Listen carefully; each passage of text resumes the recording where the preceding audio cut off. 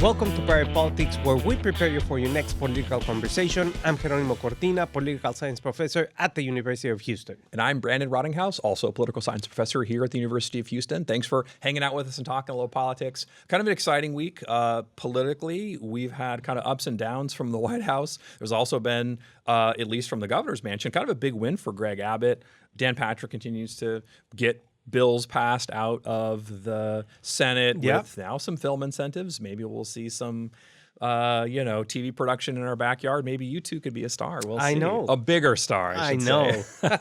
Well, let's talk about the very top issue, and that has been the kind of fluctuation of the market. Obviously, this has been a subject of much conversation the last month or so since Liberation Day, according to Donald Trump. But markets have not responded well to the liberation of the nation vis-a-vis the tariffs. The S&P 500 has tumbled more than 14% since Donald Trump took office. Yes, everyone knows. The Dow Jones Industrial Average has shed almost 1,000 points early in the week. The dollar's down. University of Houston colleague Ed Hers is predicting that the city will be in recession.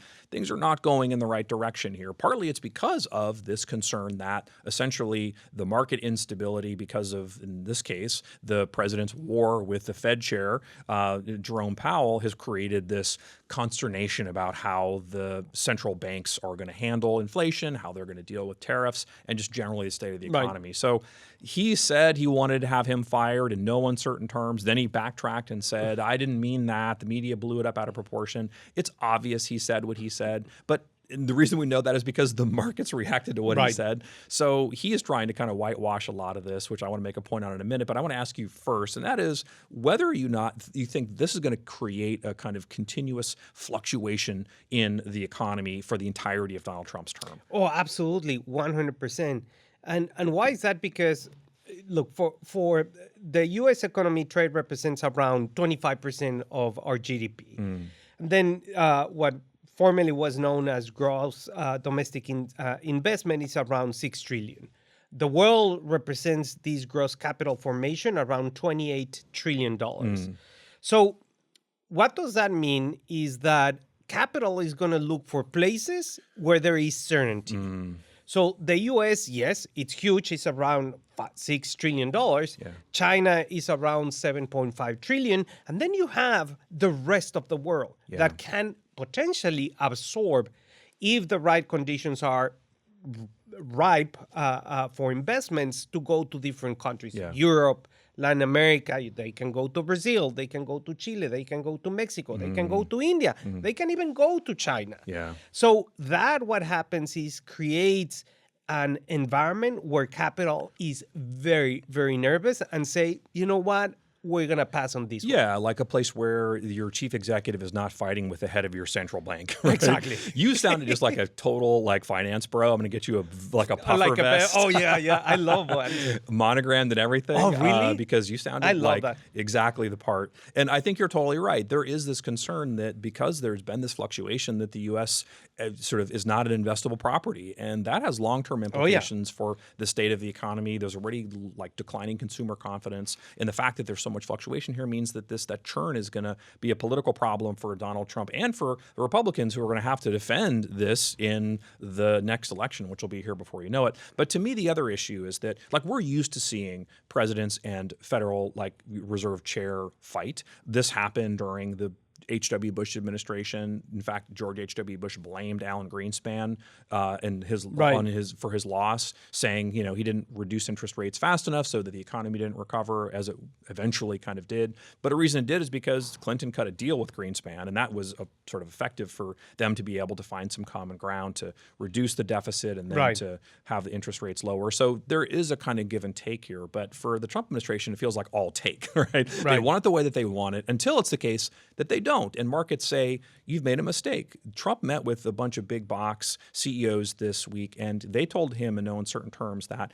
they are going to see scarcity. Not just that, but also the prices for what is left on the shelves will be higher. And that obviously was a big moment for the White House to say, uh-oh, this is something we're going to have to fix. So really two big issues here. One is sort of Trump's economic plan that keeps going back and forth, right? It's sort of tariffs one week, no tariffs the next. We're a trade war with China today. Tomorrow, we're friends. We're going to make a deal. It's unclear what is happening here. And I don't know that the American people are along with him for this ride. In fact, we know the polling suggests that he basically is underwater when it comes to economic policy for the very first time in his entire political career. So the one advantage he had over Democrats that was universal was that, and it's now basically gone. So that's a definite issue. And he also is creating this kind of illusion that he's doing well. For instance, last week he talked about that their gas prices in some places were $1.89. They haven't been $1.89 since like the early 2000s. And there's no place in the country where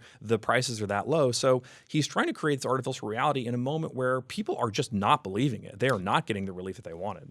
And in the international arena, foreign presidents have, I guess, understood how Donald Trump operates. So, for example, this week, Japan and Mexico suggested that they were in no rush to any concessions that the Trump administration wanted. And why would they be, right? Exactly. If they wait for a week, it'll be gone. And then create more pressure on the White House. And, President Trump is saying that everyone wants to negotiate. Everyone wants to negotiate. But, okay, yes, everyone wants to negotiate, but with the right conditions. And I think pushing them with this significant pressure is not going to bring them to the table and have something, that everyone can benefit. So true. Yeah. And, the only thing that is going well is that the shares and use of Signal has increased by 13%. Partly because now people know what Signal is, thanks to Pete Hegseth. Yes. Who is back in the news. Obviously, the Secretary of Defense has had a pretty bad week. A bunch of things happened that obviously make DOD look like it's not functioning well. Number one is that there's a major upheaval inside the Pentagon, even among Hegseth's hand-selected staff. They're either being put on leave because they are leakers, and I'm putting that in quotes. The White House has not offered any additional evidence on that, or it was the case that the chief spokesperson, who is also a colleague and friend of Pete Hegseth, has left the department and wrote a scathing op-ed in Politico saying that the department is totally dysfunctional with Hegseth at the head. And, by the way, he also potentially leaked additional secretive documents on Signal. How do you read the way that this is happening? The president came to his defense saying, nothing to see here. I support Pete Hegseth in this. But privately, there are these concerns. NPR has reported that they are looking for ways to get out of this and to find a new Secretary of Defense. Should we get a lettuce head and have it be like the countdown to see which lasts longer, the lettuce head or Pete Hegseth? Or is he just going to survive this? I mean, the Defense Department is not, or the Department of Defense is not the place where you can have someone that is hesitant, or when you can have someone that doesn't have the right leadership credentials to implement the policy. Pete Hegseth doesn't have that experience. Well, and it's not a place where you can afford to make those kinds of mistakes. Absolutely not. Yeah. And he simply doesn't have the experience. I mean, sorry. Why? Because he has never been in at that level. He has never had a career in which he was prepared to take the helm at the Department of Defense. And in addition to this, you have Elon Musk circling around like sharks. With his chainsaw, saying looking for something to cut that up. They want to cut around 200,000 jobs from the Pentagon civilian workforce of around 750,000. That could cripple the mission of defense here in the U.S. So it is rather complicated. Internationally, he has given speeches at NATO and some other places that people are like, wait, what? Like, what? It's confusing. And the Trump foreign policy is a little bit wonky. It's at least directionally pretty obvious, right? They want to kind of return out of all of its energy to U.S.-based interests. And so there are obvious implications to this. But it's still a delicate balance, right? It is. And to try to kind of disassociate yourself with all these these different international organizations or countries can be very kind of diplomatically challenging. Yeah. And that's where we are right now, right? Yes. That's where Pete Hegseth finds himself. And so far, I mean, by the time this actually comes out, right, we record this days before it actually comes out, the Pete Hegseth could be gone. But at least we see now a kind of reification of this basic thesis that I've been promoting for a long time, and that's that scandals are still important because they're still highlighting these things, right? And they're good because it does give us a sense that there are these kind of liabilities. But it's also the case that Hegseth has survived way longer than we've likely seen this happen in the past. So it's maybe not the case that he'll survive forever, but he's definitely holding on for longer. And part of the reason is because the president's backing him. This reminds me of the moment when, after Katrina, the FEMA director had basically kind of bungled it. It was a tough situation, but like the FEMA did not do well to kind of organize the aftermath of Katrina, and George W. Bush flew there and said the following words that he definitely regrets, and that's that, Brownie, you're doing a heck of a job. Right. He was not doing a heck of a job. So this kind of phrase has just become this sort of catchword for the kind of difficulty of a member of the cabinet in getting their job done. So I think Hegseth is doing a heck of a job, right? And that's a real liability for the White House. And we'll see if this kind of classic scandal defense holds up or not. Let's talk about Texas because there's lots going on. We're still in the thick of the legislative session. The biggest thing to happen this week was, of course, that vouchers was passed. Dan Patrick and the Senate have agreed to the House changes. They still have to kind of formally put this all to paper, but basically it's a done deal. Before that, though, one of the interesting things that happened was that the local and consent calendar, which is not a calendar most people think a lot about, it tends to be bills that are not controversial. They tend to be local bills, maybe kind of local taxation bills. And because of the way the Constitution is structured, sometimes these things just have to be passed by the ledge. But it's also ripe as a killing ground for people who want to see government slow down or who just want to make basically a stink of things. That this week, it was the Freedom Caucus. They had serious objections to the Democrats' resolution, which was to honor Cecile Richards. Cecile Richards, of course, is the daughter of Ann Richards, or rather granddaughter of Ann Richards, but she also was the former CEO of Planned Parenthood. So these conservative Republicans say, why are we acknowledging this? It's a kind of liability. It's a moral question. They pushed back. The Democrats returned fire and said, this shouldn't be controversial. None of these are, and as a result, you know, we're having friction where there shouldn't be any. But the insurgents more or less killed the calendar for that day. That is, all the bills that were up to be debated on, more or less just kind of up, down, where they're rapid fire, gaveling them through, all got killed. So this, to me, kind of begged the question, what the Freedom Caucus is up to this legislative session. Have they been successful at doing things other than just kind of killing the calendar for a day or making these ceremonial stands? Well, I don't know. I mean, it depends how you look at it. And one, I guess, point of view is looking at it from a, they have been very efficient, right? For example, if you, that we're going to talk about in just a second, about vouchers, right? But vouchers in reality was the doing of the governor, right? Hand-selected candidates that were going to vote on that particular stand and end of story. In terms of being really important in terms of pushing policy, pushing their agenda, I would say the other point of view is that they haven't done a lot, right? Speaker Burrs is right there. Still speaker. Right? Democrats are vice chairs, still there. And Democrats have, perhaps have had some success in terms of pointing their views out there. So, and amending legislation in ways that they might like. And the Freedom Caucus has done this too, right? They've been successful at changing some of these laws, or especially on budget issues, effective at trying to sort of shape the kind of conference discussion in a way that they might like. For instance, they have essentially instructed the conferees to work with the Senate to do things like increase property tax relief, which they're sort of doing, and to try to find ways to essentially eliminate property taxes, to require state-funded hospitals and jails to report how much undocumented immigrants are costing, to defund the lottery. Now, the kind of instructions to conferees are really just a suggestion. It's like asking my kids to put away their laundry. Like, they might do it, but they're probably going to have to be reminded or maybe even forced to do it. Right. So it's not like a guaranteed policy outcome or like a legislative win, but they have been successful kind of at the margins. And I actually think, too, that even though this kind of stunt to kill the calendar wasn't necessarily that successful, they are growing in number and they are being effective at trying to make that kind of version of the Republican Party more known. And look, I mean, the fact that Burrows is still Speaker, of course, is kind of a sort of a loss for them, I guess you'd say. But Dade Phelan's not Speaker, and that's a win for them, right? So you have to think about the kind of big picture here about what it all looks like. And I feel like they've been pretty successful at getting most of what they wanted. So, of course, this is an evolution. It's not going to happen all in one session. But over time, we could definitely see some of that influence. And we saw some of that influence when it came to the voucher fight, which is really the battle royale for the governor. He has been talking about this for multiple years.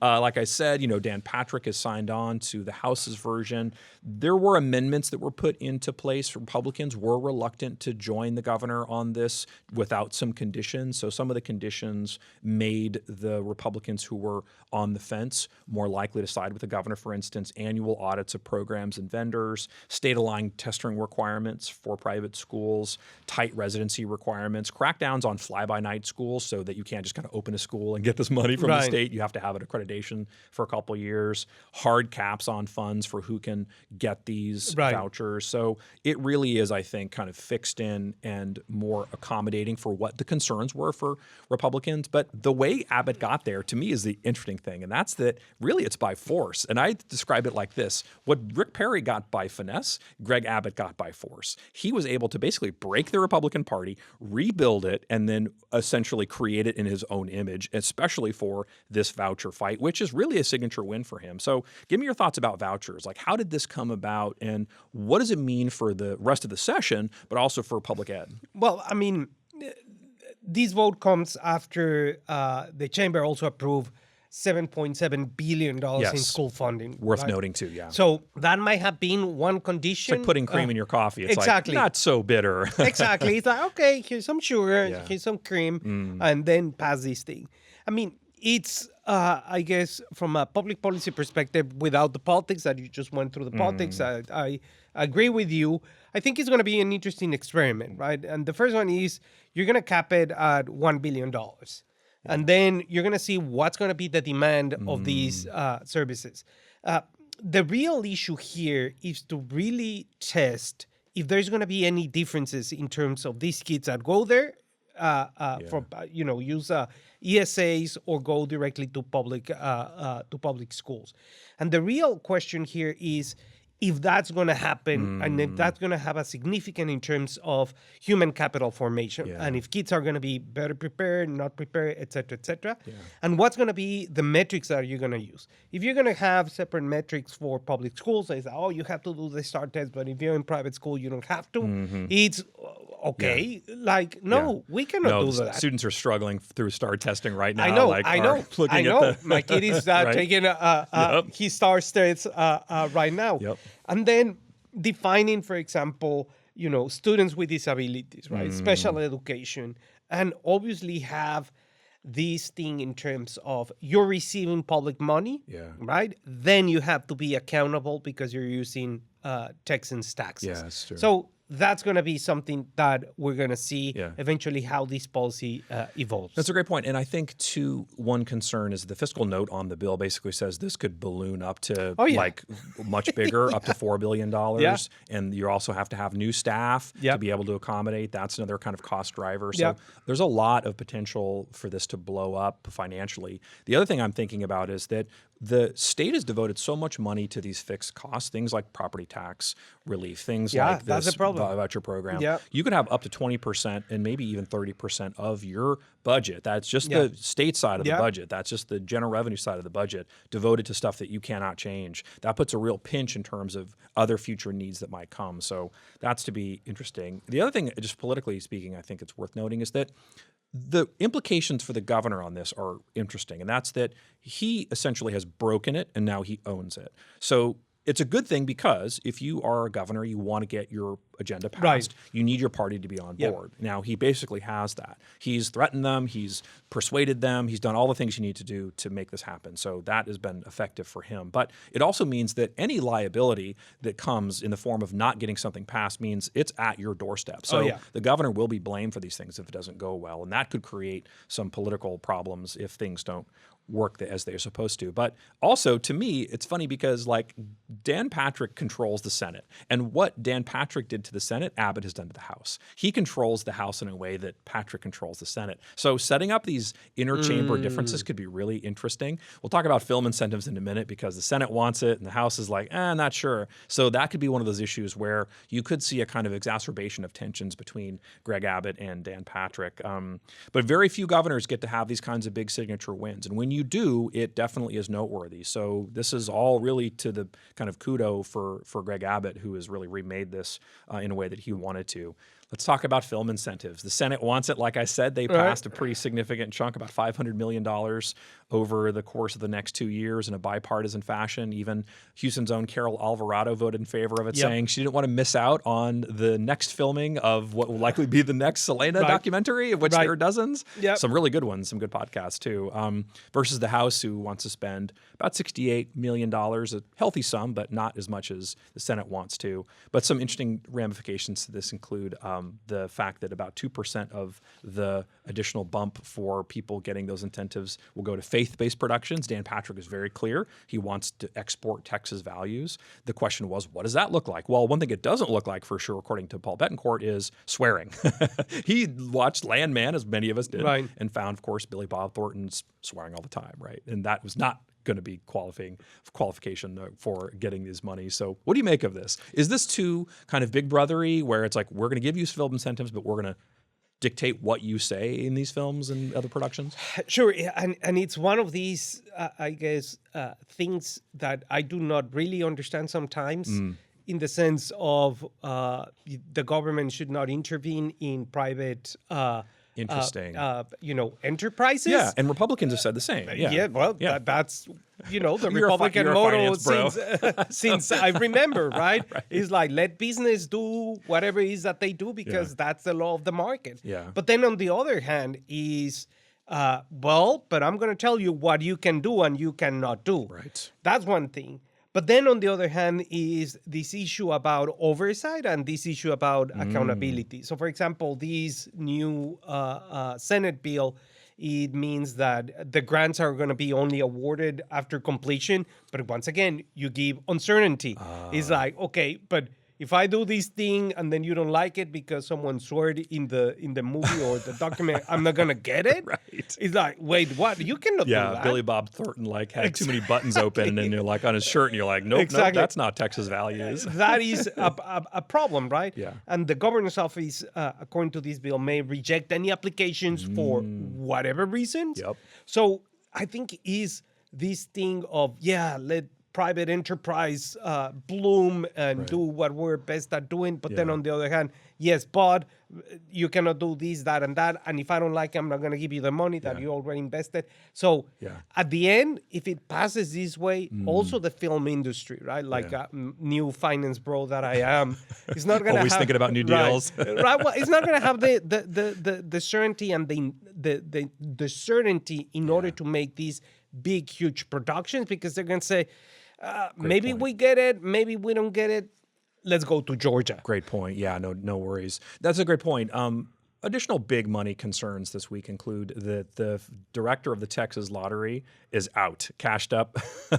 Scratch out, didn't pay off. Ryan Mendel is out. He, effective immediately, is resigning. He has only been in this job about a year. The prior executive director, also under a lot of scrutiny, decided to leave. The Lottery Commission has fallen on some hard times. They are currently under sunset, which is a legislative process where the ledge reviews whether or not your agencies could continue or should be transferred to other kinds of agencies. The House has zeroed out their budget. They are under 2 different investigations from the Texas Rangers, from the Department of Public Safety, from Ken Paxton's office. Civil lawsuits, meanwhile, have spurred because of the Lottery Commission's willingness to let mega corporations buy all the tickets and then cash out, leaving people like you, who I know love scratch off, without an option to win. What do you make of the Lottery Commission's sort of current standing and whether or not we're going to be able to have lottery in another 6 months? I mean, it makes sense, obviously. This is something that was going to happen sooner or later. The real question here from a legislative perspective is you cannot just get rid of the lottery, right? I mean, it's something... They still have a lot of revenue that they generate that goes to public schools and some to veteran services. They can't just say, we're not having this anymore. So they're going to have to find some mechanism to control the money and to administer the flow So it's just close the loopholes, have someone that is competent, and you have to revamp the whole commission. Yeah. Right? Is it a bluff for the ledge to say, like, we're going to really push hard on this to make sure you're following what we want and then, kind of ensure they do? It feels like that's what's going on. I mean, yes, but it's within their prerogatives one way or the other. And I think that if they get it clear and have more oversight in terms of, this has to do like 1, 2, 3, 4, 5, 6, then it's going to be all good. Gotcha. Last thing this week is a City of Houston issue, and that's that John Whitmire has made a deal with the plaintiffs in the drainage lawsuit to basically put a bunch of money towards the drainage fee. This is a long legal fight we can't get into, but the bottom line is that the city is going to save a lot of money it otherwise going to have to spend on this, which it desperately needs, right? Yes. There's huge kind of cost drivers going on right now. Some potential cost savers include, the fact that the Ernst & Young has come up with this plan to try to trim the budget, and there are buyouts happening at the police department for some of the civilian individuals. So that's all a pretty good news for the mayor. Do you think this is going to make a dent in the city's fiscal issues? I mean, it already make a dent. From 330 million deficit, it went down to 220 million. Still, the mayor has a huge, field to walk and a huge deficit to narrow. Still lots of fingernail chewing to go on. Yeah, but still... But it's better than it was. Oh, yes, it's better than it was. I think it's in a better position, and I think that those efficiencies eventually will have to come up with something. Okay. But certainly, that's going to be something that we're going to be taking a look in the next couple of weeks. I'm Jeronimo Cortina. And I'm Brandon Rottinghaus. The conversation keeps up next week.